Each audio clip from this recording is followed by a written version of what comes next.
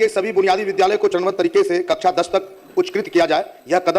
यह कदम drop out के कम करने के साथ साथ युवाओं को कुशल मानव संसाधन के रूप में विकसित कर उन्हें आत्मनिर्भर बनाएगा। अतएव जनहित में बुनियादी विद्यालयों को कक्षा 10 तक उच्चकृत करने हेतु सदन के माध्यम से सरकार का ध्यान आकृष्ट कराता हूं।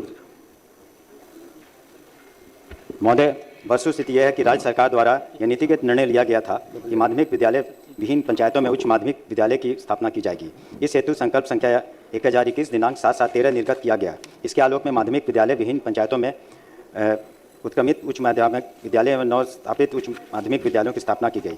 वर्तमान में राज्य के सभी पंचायतों में उच्च माध्यमिक 102 तक की पढ़ाई की व्यवस्था कर दी गई है। साथ ही शैक्षणिक सत्र 2026-27 से प्रत्येक प्रखंड में एक मॉडल स्कूल को भी संचालित किए जाने का निर्णय लिया गया है।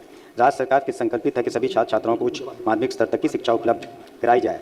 वर्णित स्थिति में राजकीय बुनियादी विद्यालय जहां 8वीं तक की शिक्षा प्रदान की जा रही है वो कक्षा 10 तक उच्चीकृत करने का वर्तमान में प्रस्ताव विचाराधीन नहीं है। साथ ही महोदय ये कहना चाहेंगे कि ये जो बुनियादी स्कूल खोले गए 391 मुख्यतः महात्मा गांधी के विचारधारा से प्रेरित होकर के खोले गए हैं और चूँकि स्कूलों की कमी थी इसीलिए जो मैंने वर्णित किया अभी कि पंचायतों में अन्य जगहों पर हम लोगों ने सुविधा उपलब्ध कराई है तो इसलिए तत्काल इस पर विचार नहीं हुआ। लेकिन चूँकि माननीय सदस्य ने ड्रॉप आउट से उसको जोड़ करके अपनी बातों को रखा है तो इस पर हम निश्चित रूप से अध्ययन करा लेंगे कि अगर ड्रॉप आउट इत्यादि में इससे सहायता मिलेगी तो उस पर हम विचार करेंगे। धन्यवाद।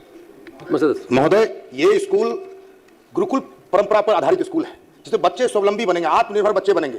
कुल जैसे खगड़िया हमारे विधानसभा में 2, परबत्ता में कन्हैयाचक और गोगरी अनुमंडल गोगरी ब्लॉक में पसराहा, इसी तरह खगड़िया में दुर्गापुर और बलदौर में इसी तरह 391 स्कूल हैं पूरे बिहार में। यह स्कूल एक मानक था कि गुरुकुल परंपरा को का द्योतक है, बच्चे आत्मनिर्भर बने, गांव मजबूत बने, बच्चे के काम के साथ पढ़ाई। आजकल क्या हो गया है कि बच्चे का 100 समय पढ़ाई करने का समय समाप्त, मतलब जो 100 समय बच्चे पढ़ते थे सुबह उठकर लालटेन या बल्ब जला के सुबह 5 बजे उठना, उसके बाद पढ़ना, उसके बाद काम करते हुए अपना कितना बढ़िया परंपरा था। बच्चे को आत्मनिर्भर बच्चा होता था, डिपेंडेबल नहीं होता था, नौकरी ही लेनी है।